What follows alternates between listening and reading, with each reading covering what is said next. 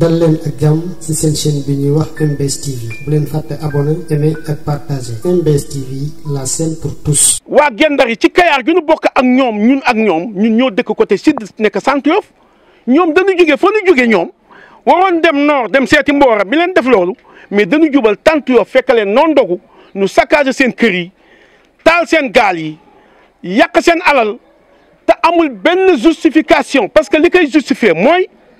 jàpp nañ ni procureur de la république inculpé na ci Kayar 20 wala 19 waaw mu inculpé Mboro 11 waa tan ni ñetti dëkk la beneen dëkk bi lu tax kee inculpé ko xaa kooku victime la mais war nañu gëstu lan mooy victime bi. waaw li ñoo woo ci état bi ci loolu président Macky Sall lañ see jiital ministre de l' économie maritime di ko wax ni sañu doom yi nekkoon Kayar seen alal yëpp génnewuñu ko ay dàll ak yére bi nu andi ndar la ñu andi ci biir Sénégal la xewee. te ku nekk xam nañu am na lu amoon ci benn réew ci bitim réew ñu génn nit ñu ñuul leen ñëpp di bëgg a dee seen bopp tey loolu moo xew ci Kayar ak Ndar jotewuñu ñoom ak ñoom dara ñoom duñu ko justifier joteen dara li ñu lakk si gaal xamuñ na mu day ñu ni ñun ñoo doon taal essence ya Kayar ñun daanu dëkkoog essence yi si Centre Yoff di taal essence wala di taal site de 30 kon daan ko def ñun duñ def loolu ñun ku ñu xam si géej nga xam suñu ay jigéen daanu fekk ay jigéenu jaam di taal seen siin loolu ay lay la nañu wax dëgg gi gis nañ ni ñoom juum nañu am grande ñu taxaw wax ni noo tooñ Gendar ñoo leen tooñ état bi xam ku ñu tooñ lan ko war a taxawoo état bi taxawuñu ci loolu foofu la ñoo xaar état bi. doomu Gendar yi sonn nañu te mën nañu fayu mais bokkuñu ak ñoom parce que terrain bi ñoo woo ak ñoom bi ñu nekk bokkuñu ñun ak ñoom yoon wi noo dox ak ñoom yoon wi noo dox bokkuñu ñun ci yoonu développement lañ nekk ci yoonu liggéey lañ nekk.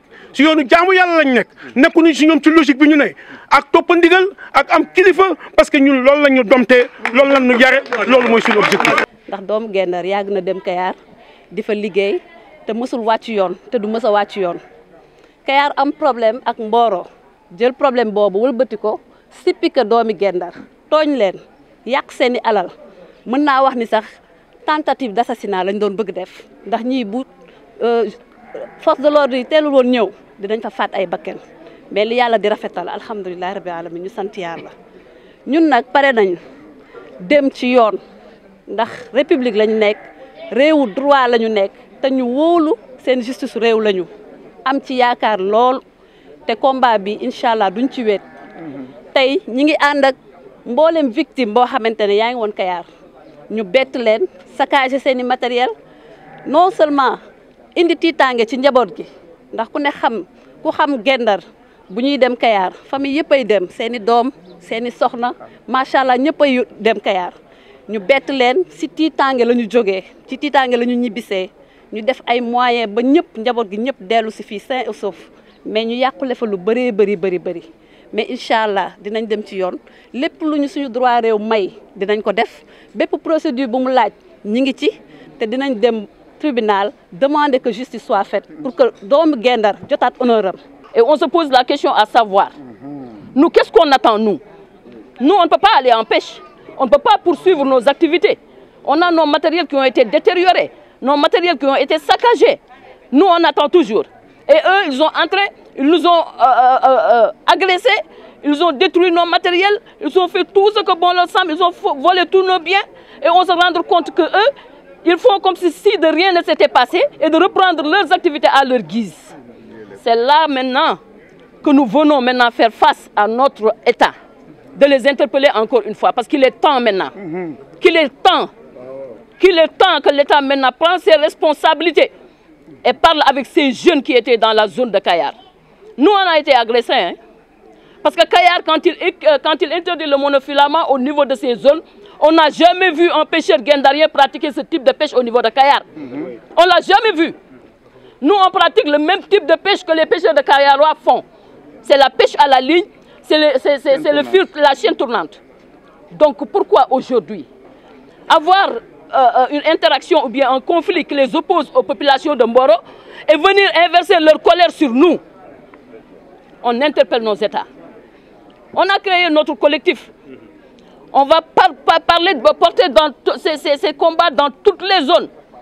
On ne va pas s'arrêter à Saint-Louis, non. Parce que c'est un conflit qui date de fort longtemps. Maintenant, il faut que les Gendariens soient respectés dans toutes les zones de pêche. dans toutes les zones de pêche. On ne va pas s'arrêter seulement au niveau de Kayar. Nous, on ne fait que travailler. On ne fait que travailler, on ne vole pas. Non, nous ne sommes pas des voleurs. On ne fait que travailler. Donc maintenant qu'on nous laisse travailler parce qu'on est dans une zone qui appartient à toutes les populations. Nous ne sommes pas des mécréants, non. On sait très bien que l'article 25 alinéa 1, les ressources appartiennent au peuple. Donc on se pose la question à savoir pourquoi les populations de Kayar puissent avoir une autorité et de faire une dégradation et de faire leur propre terroir. On est où? On est où? Maintenant, on demande à l'État de faire face à ces jeunes qui n'ont pas de matériel de quoi travailler, à ces jeunes qui ont quitté Kayar, absolument rien.